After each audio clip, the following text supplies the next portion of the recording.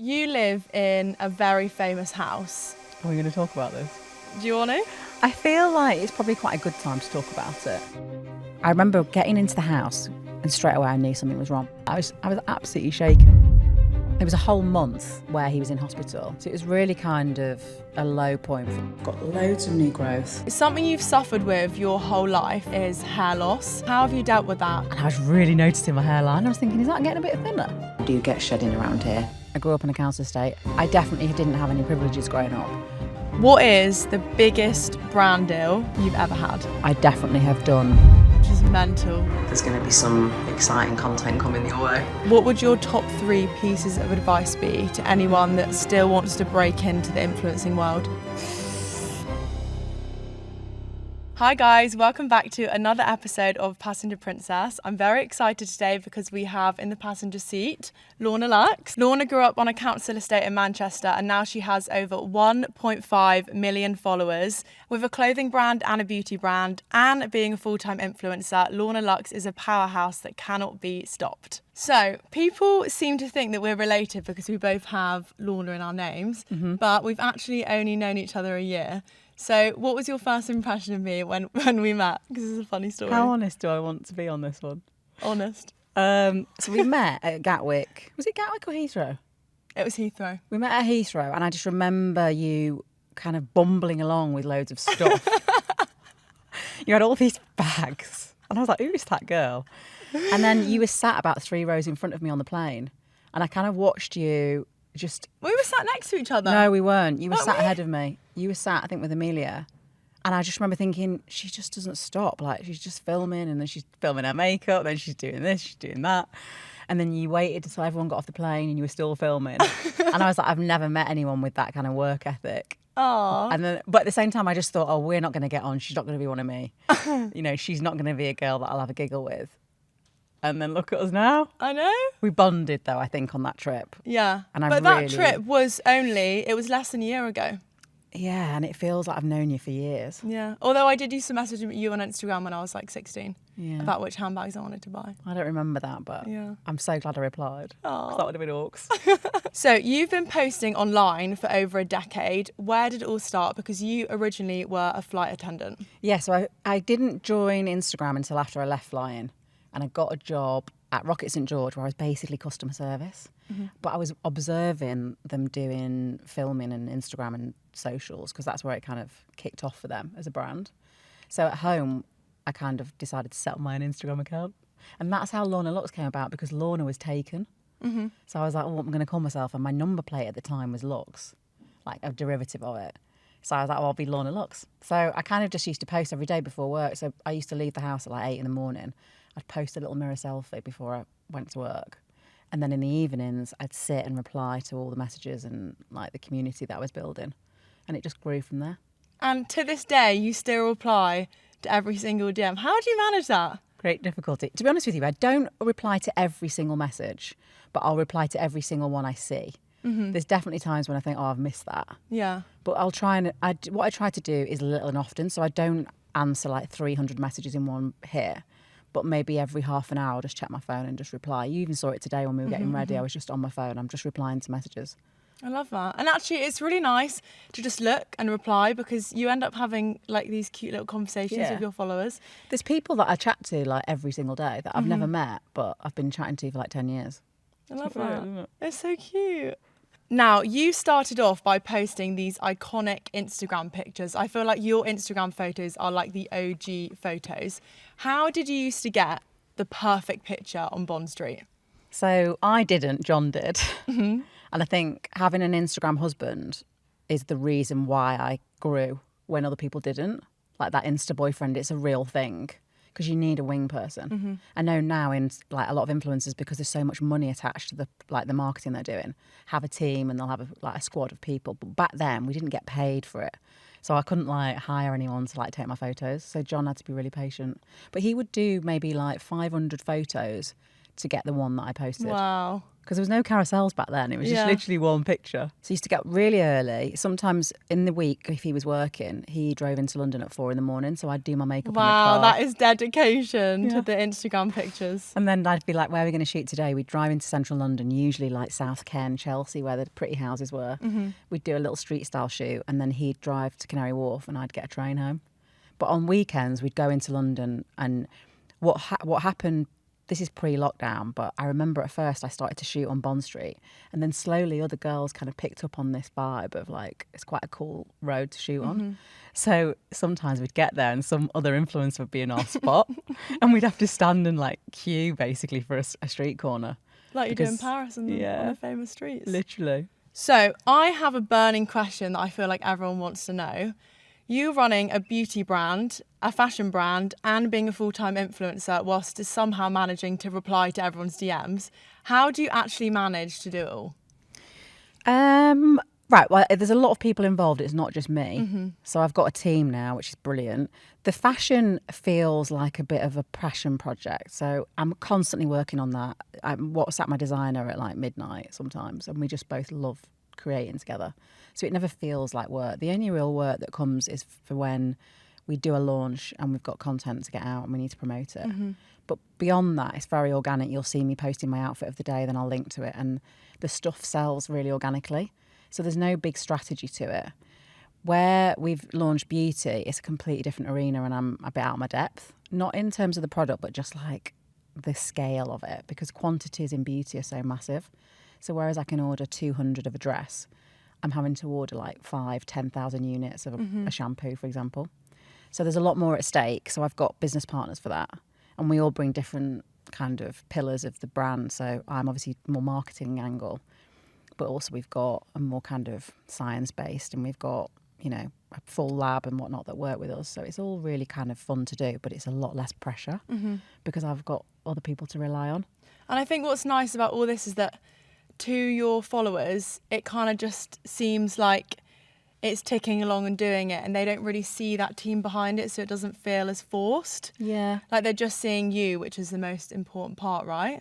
Yeah, and I think, to be honest with you, it's almost like, I always think, how much do I share? Because if I share every single minutiae of what we're doing, a lot of it could be a bit boring, and a lot of it could feel like all I do is talk about work. Yeah. And I grew my Instagram page talking about the stuff I like doing when I wasn't at work. Yeah. You know. And what you're wearing, what Yeah. lipstick you're wearing, etc. So and John, and like just Yeah. my day-to-day like fun stuff. So I've kind of kept it like that because it's what I enjoy talking about. So it's a selfish reason, really. Yeah. But I know people are curious to see the behind the scenes. I get that. Maybe we'll see a bit more soon. Yeah, maybe. So something I quite like about me and Lorna is that we don't deny that we don't like getting up early. I think you do. So I I've got a don't bone get to up pick. early. I've got a bone to pick with you because every time you voice note me, it's like 8:30 in the morning, and you're always on like the underground or like you're going somewhere. That must have been a one-off. No, I'm telling you, it's not. I've got like multiple like voice note messages, and they're always at like 8 in the morning. I'm One like, "What's thing she about me and doing?" Lorna is that we don't like getting up early. You've got to be productive when you're going to be productive, Yeah. right? And you kind of know, I mean, when you're self-employed, you just have to be self-motivated, right? Yeah. And I think that's the biggest thing I had to learn, was to actually like get the job done. And I think I battle internally every day with that feeling of wanting to be an overachiever and wanting to Yeah. like earn more money and do more things, but also that laziness of like, I'd rather just sit in my pajamas and watch, you know, Monk or some really crappy series on Yeah. Sky, because that's what I really enjoy doing. It's very, I do struggle to motivate myself sometimes. Yeah. So something you've suffered with your whole life is hair loss. So how have you dealt with that, being a girl that has to show up on camera every day? Well, I think that it's down to being on Instagram that I kind of tackled it, because it was when we went into lockdown and I would come on like every day to chat and do my makeup, and I was really noticing my hairline. I was thinking, is that getting a bit thinner? It's looking a bit like, you know, I was colouring it in. I was using like a L'Oreal Root Touch Up to like colour it in. So I kind of made the decision to go and see a trichologist and got the diagnosis that I had this alopecia and whatnot. But I don't think I would have done that had I not had people messaging me about it and me seeing it every day. Isn't that interesting that people notice things before you do because you're so Yeah. like real Yeah. on your phone? So when one of the first times me and Lorna were together, she was like, I want to get you on my Instagram stories because you never talk. Like, I want people to hear you talking. Do you remember in France? I do. And I couldn't believe she just put her phone up and she was like, go. And I was like, what? And she was like, no, there's no retake. I just film it and then it gets posted. Like, that's how you keep it natural and authentic. And I give that advice to a lot of people. I'm like, when you're filming yourself and you just want to be natural, just don't retake it. Just literally press the camera and think this is the take. Otherwise, you start stumbling on your words. Yeah, and I think that there's something really vulnerable about it not being perfect. And I think that people relate to vulnerability, right? Yeah. It's a great way to connect. So I'm always, I'm a one and done. And if I don't like what I filmed, I just won't post it. Yeah. And You just that's don't what- bother. Yeah.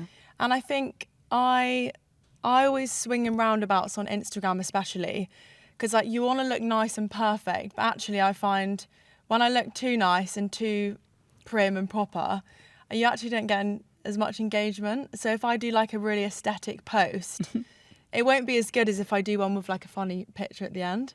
I mean, I stopped posting bikini photos on Instagram years ago.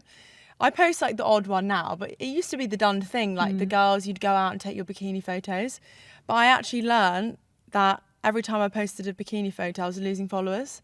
And I posted this one picture of me in Dubai, and it got like 10,000 likes, and I lost 8,000 followers from the photo. Wow. Just because I think it was too posy and I looked too thin and it just wasn't, girls don't follow me for that. Why do they want to see me posing in a bikini? I get what you're saying. I think that there's definitely, you're a bit like me with the stats, by the way. I know. 'Cause I do that. We love a stat. I like to monitor a stat. I think what I see specifically on Instagram, I don't know about TikTok, that's your arena, but on Instagram, certainly when I post, regardless of what it is, there's an immediate drop, like an immediate loss of the community. And that's obviously the content's reminded people they follow me, and then they can, if that one single piece of content, it doesn't suit them, they might bounce. But then I see a slow growth over the next couple of days. And I think that, you know, we're in a bit of a different world now. Like it's a different way of posting, right? So I've kind of changed my strategy from those kind of instant, beautiful street style on Bond Street, because actually you don't really get to know me very well on that. Yeah. And I think what we're craving right now is people we can get to really know. Yeah, and bond with through the screen. And almost like get under their skin. And the only way you can do that is by this raw, I think, more relatable content and not all being too polished. Yeah. And a bit of a mixed up. Don't get us wrong, we do love taking a nice do. Instagram carousel, We don't do. we? But it's just more fun. It's more fun making fun content. Yeah. Who wants to open Instagram and look at boring pictures? Totally agree. I feel like No you're one. one of the pioneers of that like fun, exciting content. And that's why But I it's think you've more grown so much. it takes the pressure off as well. Like if I go to an event and I have to take a photo, I'm like so stressed out. But if all I've got to do is take a fun TikTok of what bag everyone's wearing, that's like a walk in the park. Like Yeah. you just stand, pose, wiggle about. If you're getting a photo, you've got to have the light right. Your hair's got to look perfect. Everything's got to be just so for that one shot. But with the videos, it's just so much more free flowing and fun and I think engaging. one thing that you taught me as well, because obviously influencer dinners and lunches and stuff, they're quite intimidating. And, you know, it isn't all everyone getting on great. There's a lot of Yeah. different personalities and not everybody is as confident and whatnot. And you were really great at disarming everybody by asking them for these bag photo like videos. Yeah. Because the It's a minute good icebreaker. It really is, and it includes them. Yeah. And at that point, they're so on your side. And I literally watched you work the room, and literally all these girls were hanging off your every word because you'd kind of included them from the offset and made them feel like part of the story. And it's really smart. It's really clever. We like the bag videos. Yeah, we do. We'll do another one Yeah. soon. So what do you think the main things that have helped you on your hair loss journey? Definitely diet.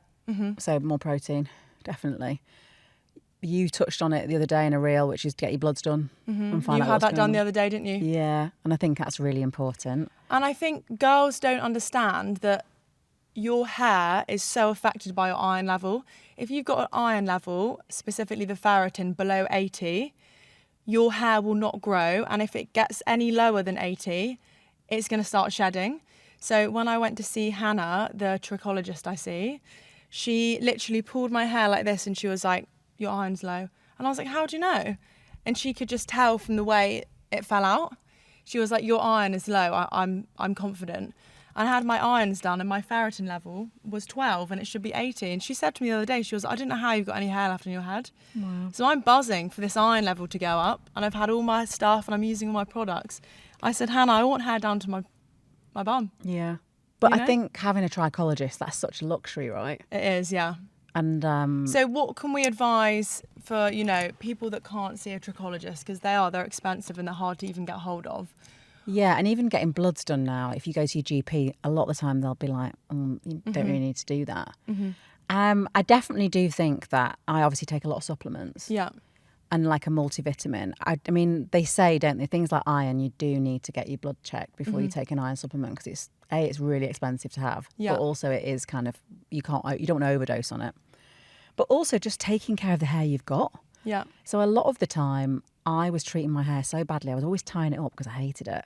And actually not having it tied up, giving it the breathing space, using hair masks, using nice products, just to really make it as hydrated as possible. Yeah. And talking of masks. Talking of masks, I have brought my mask with me. Yeah, Do you wanna good. see it? Get it out. I want to see it, yeah. I used it on my hair last night, Okay. if you can't tell. Yeah, it looks lovely and soft. Smell it.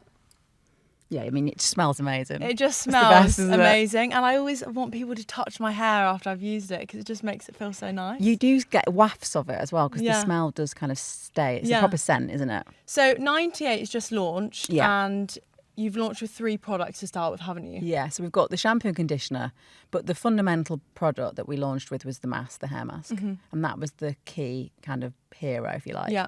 And the Science Lab had created for me a shampoo and conditioner to kind of support it, but we didn't intend to sell it. It was just for me to have, because I'd said, I'd like everything to smell the same. And yeah, it's just a really lovely kind of experience to use, because I've got super fine hair, so I'm very dry hair. So this is a really hydrating, lightweight shampoo and conditioner. And it comes in Well, this it gorgeous... did come. We've sold This is out. sold out. Of course it has. Sorry. We are going to do another kit, though, I think, before Christmas, if I can get Because it out this is there. great as well. You can just lob all your makeup in it It's so and take handy. it wherever you want. Like, just shove it all in and whack it in your handbag. I love a little Job pouch. done. You love a pouch. Bit of a pouch girl. But yeah, so the mask is a pre-shampoo mask. You know this. And it goes on like wet, damp hair. And you only need it for like 20 minutes, 30 minutes. And it gives so much hydration to the hair, but it also repairs the bonds. So Also, it just smells amazing. it smells really good.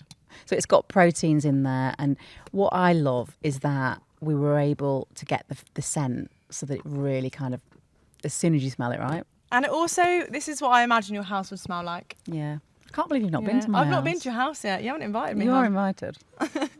And then the shampoo and conditioner, I just think these look so chic. Yeah, they're good, Like, aren't this they? looks so chic. I put this in my navy blue bathroom and I was like, this is chic. I think as well, launching a brand with Charlie, he's obviously a guy and wants Yeah. kind of a bit more masculine energy. Yeah. We wanted something that was for everyone, really. So it was Yeah. never going to be a super girly brand. This is something that your boyfriend would pick up and use Yeah. as well. Yeah, 100%. It's for everyone. I'm glad you like it. So John is obviously a huge part of your brand. You guys are a little team. How have you been coping recently? Because he has not been very well. Yeah, he was really poorly. He was obviously in hospital. He had sepsis, which was a complication of him having the cancer that he has. And we thought that would delay his treatment, because obviously being in hospital, we thought, this is going to kick the can down the road and he's going to be too poorly to have treatment. But he wasn't. He was able to get better. And he's had radiotherapy. And we're just waiting for scan results now to find out whether or not that's had an impact on the size of the tumour. So it's exciting. There was a point though, when was it? In June? It was a whole month where he was in hospital. Yeah. I think you were one of the few people actually that consistently reached out to me to check on me and be like, "You okay?" I think living I was in the worried. I was obviously I don't live in London. I was living in the middle of the Yeah. Midlands with not many friends or family around, and it was really isolating. And my days were basically built around the visiting hours at the hospital. Yeah. So it was really kind of a low point for me and John. And I just had to stay motivated. Like, we were launching a new product. We were bringing 98 to I market. don't know how you managed to do all that at the same time. But I mean, I guess in some form it's like a distraction from it. Yeah, and I like distraction. Yeah. So I think that's where your like resolve kicks in, isn't it? And you're just like, I've just got to get on with this. And I'm not going to beat about the bush here. I got a lot of advice online. A lot of people were messaging me with really useful advice, and I felt really supported in that way. I know Yeah. it sounds a bit strange because it's mainly strangers that I'd never met, but I can't tell you how comforting it was to come back after hospital, sit with my glass of wine and my mozzarella balls, Yeah. and just reply to messages, and people were so kind, Yeah. and it kind of kept me going. That's the positive of sharing so much, is that actually then when you need support, you've got people that are there. Yeah, totally. But there was points in that month where like Lorna would phone me and I'd be like, oh God, I don't know. Am I going to have to get in my Ford KA and drive to her house? But it's even down to, I think me and Charlie struggled because we had this big girls trip planned to Saint-Tropez, and Lorna's messaging me every day about it, and I'm thinking, there's no way you can come on that trip, but I don't have the heart to tell you yet that you can't come. I was so convinced that John would be well and be out of Yeah. hospital. And this was like 3 weeks, in advance. And I think you just kind of thought it was going to be okay. And me and Charlie were like, we're not sure. And we don't know what to say or to do. It's just a tricky one, isn't it? But that's the main factor, is like to help your mates, you've just got to text. Are you okay? Just like my message if you don't want to reply. I said that to you a few times. I was like, if you don't want to reply, just heart my message. Just tell me to fuck off. Yeah. No, I think you're right. I think you played it well there. Yeah. Because I wouldn't have liked that either if you'd have said to me, it's not happening, babes. I would have felt like, don't give up. Why is everyone giving up on me and John? I needed everyone to feel like we were going to be okay. Invincible. Yeah. Yeah. But you and John are invincible, and I think you're not really. John makes you you, and you make him John. He's thanks. Mr. Lux. He's Mr. Lux. Mr. Lux with his yellow shorts. In his little yellow shorts. So you have achieved so much as an influencer, but what is the one thing that you are most proud of? That's a tough question. That's why I'm asking you. I think I'm really proud of the community I've built online, because it's really strong and it's powerful. Like, as a collective, we can achieve some really good things. Not all stuff just for me either, but we've raised so much money before for charities, and there's just been little moments where I've thought, you know what, couldn't have done that without having the community behind me. And that is the Lorna Luxe effect, which everyone talks about. It's like Amy said when she worked at Odd Muse, if Lorna would post something on her story, it would sell out with an ASOS link, and they'd call that the Lorna Luxe effect, because anything you touch just that you like, people just instantly want, because they trust you and they know that you're not going to say it's good if you didn't actually think it was good. And I think as well, it is that my community have got the same taste as me. Like, I've grown it so slowly. It's not been an overnight thing, that we're all aligned on, and we've grown up together. Yeah. And a lot of the people that follow me are in my age bracket. So it kind of makes sense that when I link to clothes especially, we're all thinking the same thing. So that's part of it, I reckon. It's also like the proof is in the pudding. So like when you put a dress on your story, it's not like a really posy video of you with like 1,000 filters on. You're just wearing it, which immediately puts trust in people to buy it, because they can actually see it on you. They can see you moving. They can see what the material is like, because you're not glossing over it with like 1,000 filters and 2 different pictures where you can barely see the dress. So I think just even the style of content you're posting is really instilling that trust into people. I feel as well like the reason I do it is not laziness, but it is because I'm usually on the go, I'm doing something. So it's like let's just do a quick minute or 2 of what I'm doing that day, like a check-in, if you like. Yeah. So actually, it's crazy, right? That the things that in your head you feel like you're letting everyone down, you're only able to give them a couple of minutes, but actually that's what they want. Yeah. Because it's real and it feels way more interesting. It's like, I love it when Melissa's wardrobe, she'll just put her phone up. Sometimes she does it and I'll have my dinner now and watch Mel's stories. Yeah. And I just watch them through, because there'll be about 50 and she's just rambling on. It's like a TV show. Yeah. I feel like I'm literally sat with her eating my dinner. Yeah, there's the community she's built is phenomenal. Yeah. And probably way stronger than even the one that I've managed to build. I think that, she's like a one-off, isn't she? I think what we've learned from this is that I need to ramble on my stories more. I love you talking though. Like, obviously we chat a lot. You're a bit of a chatterbox. Yeah. So it's crazy to me that you don't talk more. I think I just need to take your advice there of, even if it's just 2 minutes, it's better than nothing. Yeah. Because that's always the thing with me. It's like, oh my God, this thing. I'll post on my story when I've got something to post. But actually, I should just put my phone out when I'm sat on my desk. Yeah. And just chat. Yeah, defo. I'll do it. So you live in a very famous house. Are we going to talk about this? Do you want to? I feel like it's probably quite a good time to talk about it. Yeah, I wasn't going to go down that road, but So just for a bit of context for people that are listening to this, our house was burgled at the beginning of August. You were one of only about 5 people, I think, that know, because you had belongings in my safe. yeah, So I felt compelled to tell you. nothing important, FYI. No, thank God. But yeah, we were targeted while we were away on holiday. We had like a window of like 6 days before John's radiotherapy. And I hadn't booked anything. So last minute, I just kind of booked this holiday for me and John. And then 4 days into our holiday, we got burgled. And it was a real, I mean, we didn't know at the time, but unless you've been burgled, coming home to your house having a smashed window and like, it's really quite shocking. Like you shake. Like I was absolutely shaken. Yeah. And I weirdly had I'd mentioned it to you a few times, hadn't I, about going away and like everyone knows where that house is. And it's just this thing that's becoming so frequent within even our friendship group. I definitely knew I was a target, and I have so many lovely things, right, that I've collected over a long period. And so it completely made sense to me that we would become a target at some point. And we kind of upped our security, not enough clearly, but we did put in place lots of security measures. And A lot of security measures. There were a lot. There were. And this wasn't just like a balaclava on job. This was like a proper crew that had come in. Yeah, and one of the crazy things was that our insurance wouldn't really insure us without a specific type of safe that costs a fortune. And John made a big thing about having it installed. But we didn't really tell anyone about our safe. So I remember getting into the house, it got back about midnight. And straight away I knew something was wrong because there's alarms going. And John's still unpacking the car, so he's not come in with me. And I made the not fatal mistake, but I made a really stupid error, which is that I continued to go into the house, which you're not meant to do. Yeah. The police say not to. And I saw the smashed glass and I thought, oh, do you know what? Whatever they won't have got in the safe. Yeah. At least the safe's okay. And then I kind of walked through. I followed my nose because you could smell the burning from where they'd used an angle grinder. It's just mental. Yeah, I just kind of followed my nose all the way through to the safe room, expecting to find this safe kind of untouched. And it was just wide open, completely emptied.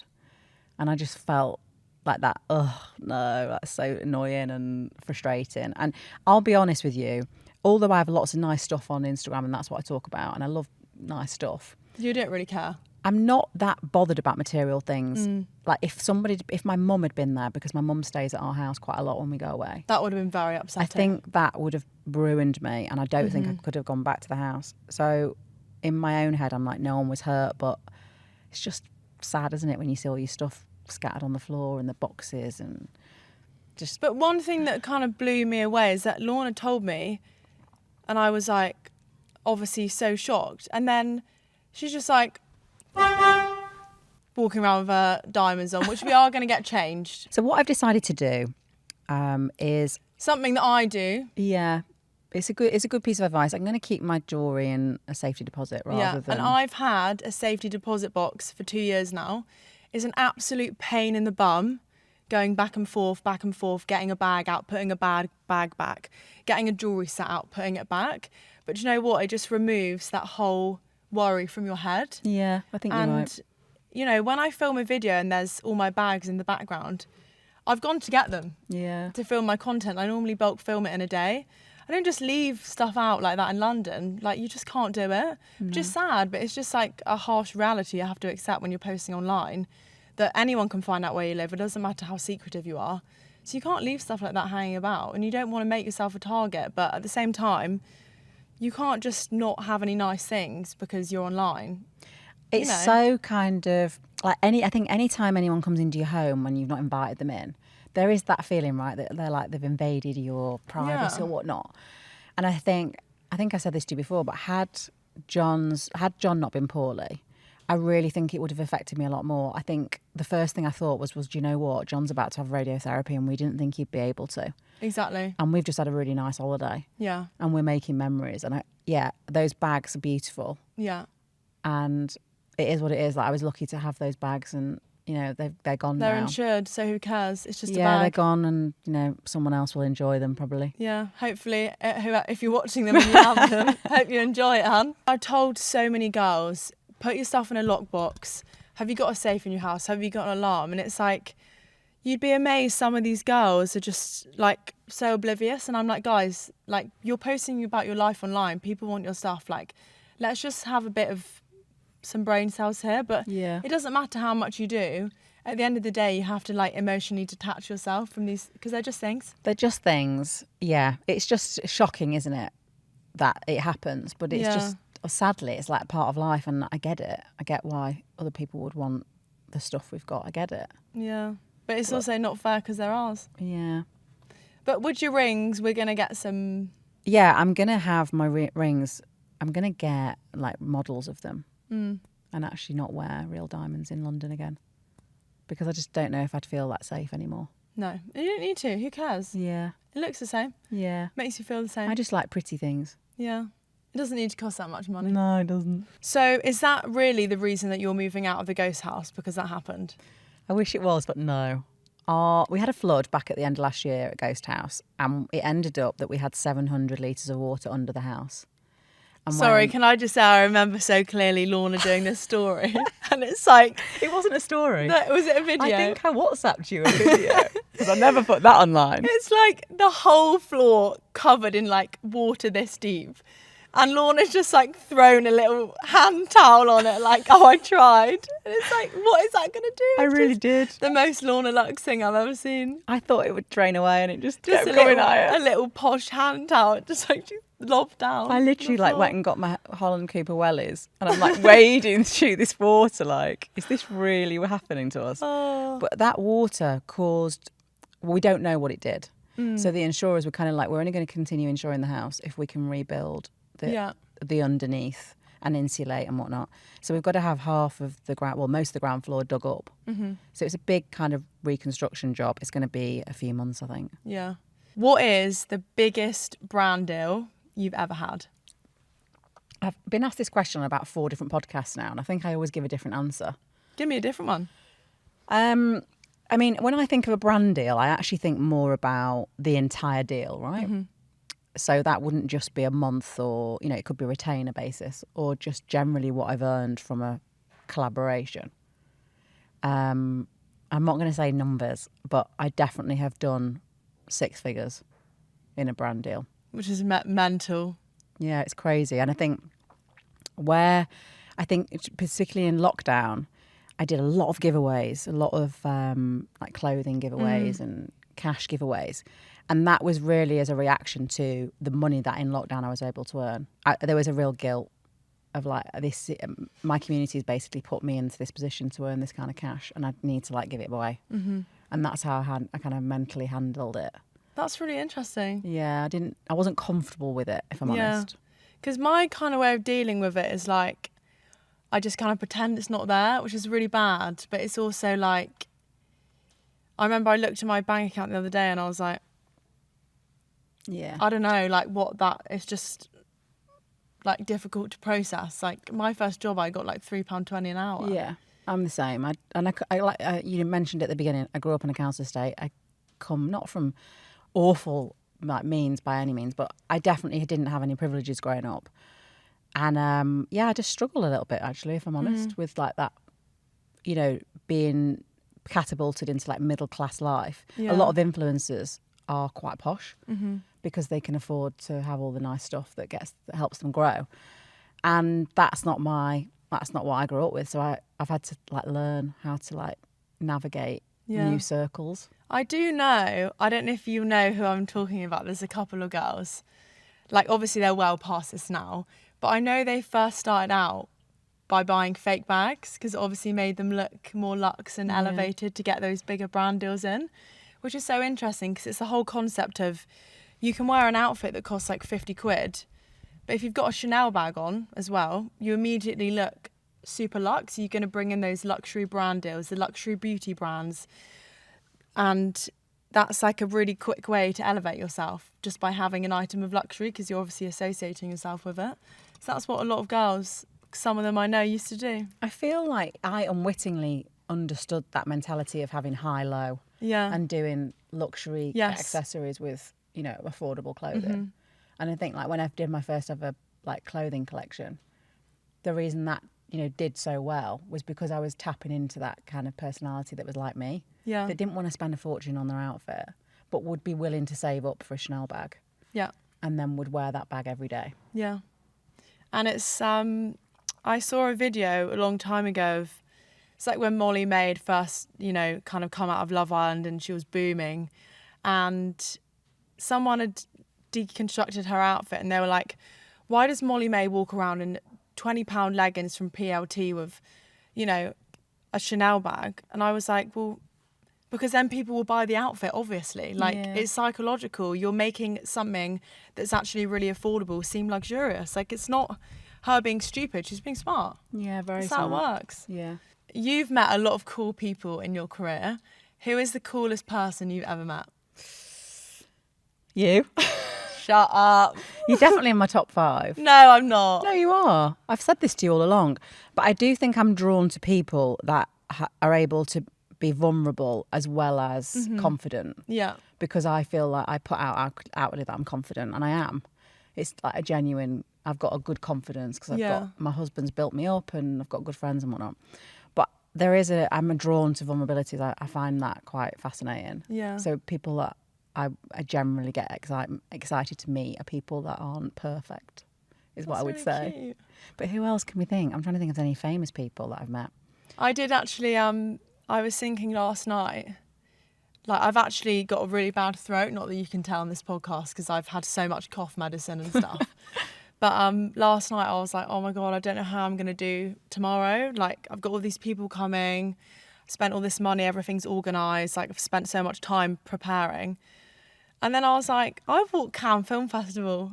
I can do anything. Yeah, you can. Like, if you can stand on that red carpet in front of all those cameras, Yeah, amazing. I was like, I can do anything. Yeah, that was a special You've got to moment. have something to remind you of that. But no, tell me, who is the coolest celebrity you've ever met? I mean, bearing in mind I was crew, right? So I flew Yes. for Virgin, so I met a lot of celebrities on the planes. And a lot of them, when you get on a plane, I don't know what it is about the human psyche, but people become a bit stupid.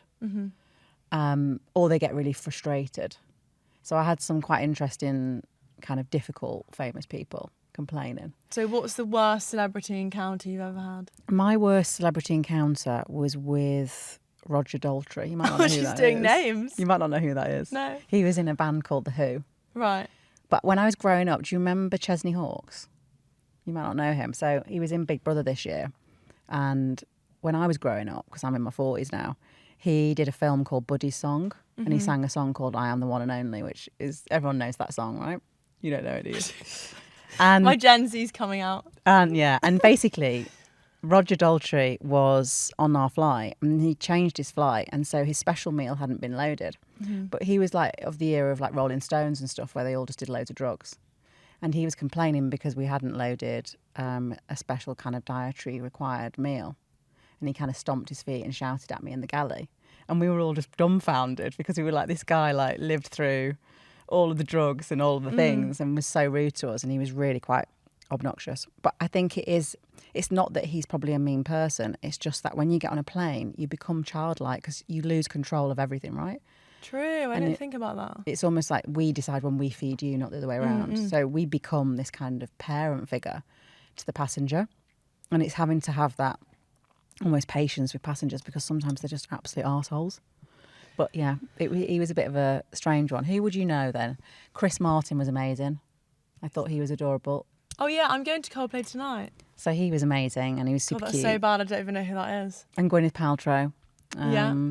There was just, I remember Simon from Blue, he was adorable. So I would say you've kind of swiveled from fashion to beauty, which is similar to what I've done in the influencing field. Do you think that having that experience working with all the beauty brands has given you the knowledge and the scope to launch your own one?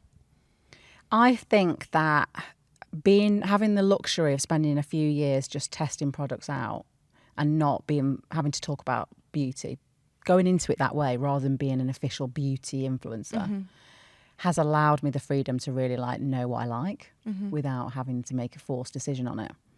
So yeah, 100%. And also, I've got a community of people that reply to a lot of my, the stuff I talk about. They tell me, Giving you intel. they give me all the data I need, and Yeah. they tell me what they love and they tell me what they hate, and we have that honest dialogue. So market research is key for me, and that's kind of driven the first bit of decision making we've done for 98, and we'll probably continue to drive it. And one thing I love about our job is obviously getting to try all the beauty products.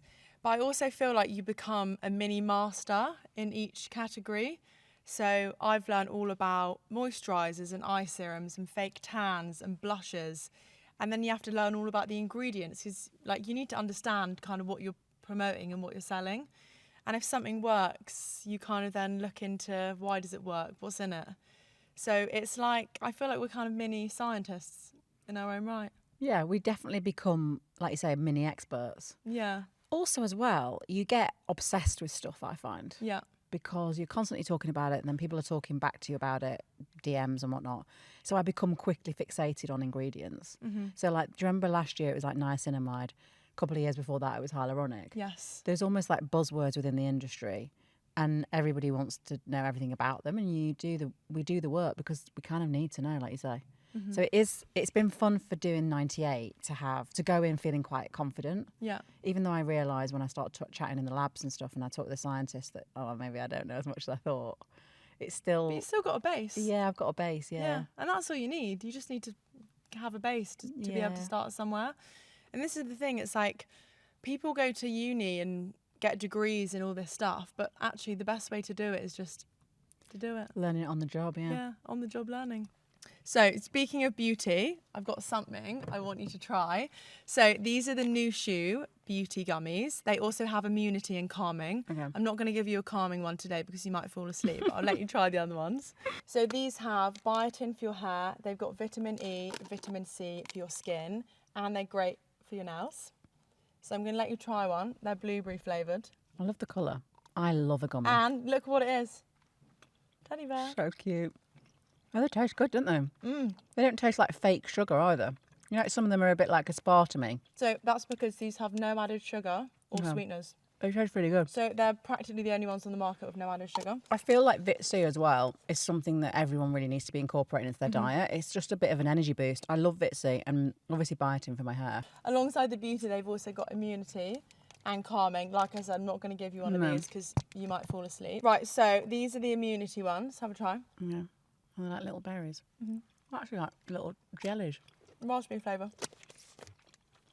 Those taste really good, don't they? Good, right? Yeah, I like those. Good for a gummy. And these ones have vitamin C and zinc in, so they're great for boosting your immunity.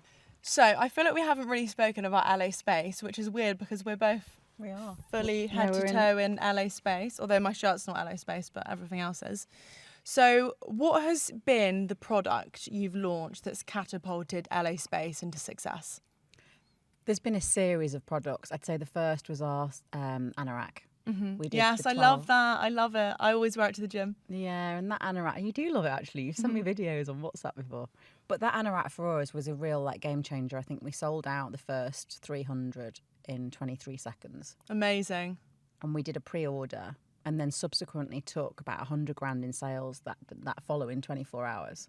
So it was a real high point for the brand because we just weren't, like, we're just not there yet to make those kind of numbers regularly. I was just buzzing. And then recently, we've just launched our Sienna leather jacket, faux leather jacket in black. And a similar kind of scenario where it's completely sold out. We're about to go into bed with a wholesale partner. And I've had to pull the order of black Sienna jackets for them to honour like my own customers. So it's just navigating this kind of new world of these sellout moments because you have to almost jump on them. I was watching what Amy from Odd Muse was saying about how you have to react and almost be ready to just ride with something when it presents itself. And I think that's what we're trying to do. And it's just fun. It's a lot of fun. And I think something that sets LA Space apart from perhaps other brands is that you kind of sell outfits. So everything's always a set or a dress. Personally, when I'm shopping, I'll buy a set or a dress because you're getting a whole outfit. You don't have to think. Whereas if you're buying a particular one-off item, you then got to style it and it's kind of a faff. Whereas if I see you wearing a set on your story, I'll just buy it. Like I saw Lorna wearing this blazer and skirt on her story the other day and I was like, bye. Yeah, Because you I could did. just see you wearing it, and it's just like a whole outfit in its own entity. Also, I love that you just bought it, by the way. I thought that was really cute. So I was telling Lorna this story earlier.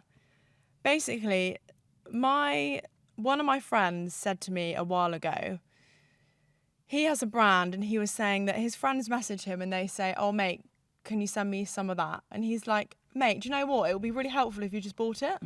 Like, for the sake of 20, 30 quid, however much it costs, it would actually kind of help me more as a friend if you just bought it, to like help my stats a bit. So that's kind of since then been my thing. Like, of course I could ask Amy or Lorna for clothes and stuff, but actually normally I just buy it. And I actually put the Odd Muse drop in my calendar this morning so I could order the navy blue stripy set. You did. You were ordering it when I What a arrived. loser.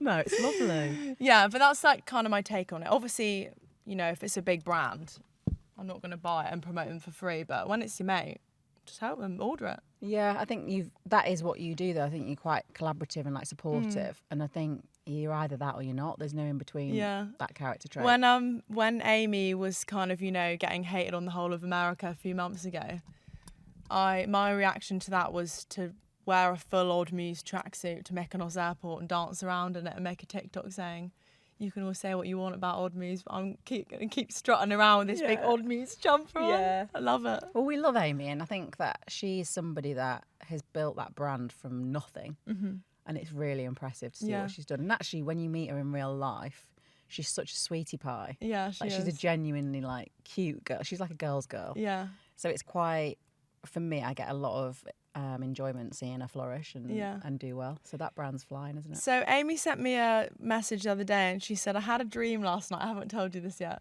She said, I had a dream last night that me and you and Lorna had our own Dragon's Den, but to invest in women's businesses. And I was like, do you know what? Maybe in We'd 10 nail it. years we'll just retire and do that. I'd love that. How fun would that be? I'd love that. That would be so fun. So let's do my favourite part of every episode. I want to see what's in that little bag. Brought my little Miu Miu bag. She loves this bag, don't you? It does. It goes with everything. Throw it over your shoulder. Brilliant. It's a great bag. I didn't know we were doing this, by the way. I forgot. And you had told me. And I know you've done it before on these, but I just didn't think. Anyway, car key. Wait, have you noticed it's the shape of a Porsche? Yeah, I've noticed that. New skirt. This will be me holding my Porsche keys one day, guys. Yeah. My little car key. And then I've got safety pins. Girl's best friend. I've got my L-Pods. AirPods, babes. No, but they're L-Pods because look, it's got L on it. Oh, AirPods. For Lorna. So people find it weird. I go to the gym and like on the tube without any headphones. I just raw dog. Couldn't do that. I've got my Amex. Don't show the world that. I'd love to go shopping with that card. Bit of Chewing gum. chewing gum. Although now I want to get those strips. Yeah, so Katie, my friend Katie, she's a celebrity makeup artist. She did both of our makeup this morning. You did. can't tell how No, she's beautiful good. we look. And because she's always up close with clients, but she can't chew gum because it's unprofessional, really, isn't it? Yeah. She has these little strips that she just puts on her tongue, and it's like the sexiest thing ever. Honestly, I'm going to buy some on the way home. She orders them on Amazon. Oh, right, so you can't buy them in the petrol No, she'll station? send us the link. Okay. I'll link them under this video. Yeah, I'm definitely getting those. And then it's just makeup stuff. All right. What makeup have you got? So I've got my Dior mirror, Yeah, cute. which is a blusher, with the brush. That is well used. Look at that. Just love it. It's my favourite. Yeah. Then I've got, this is so disgusting.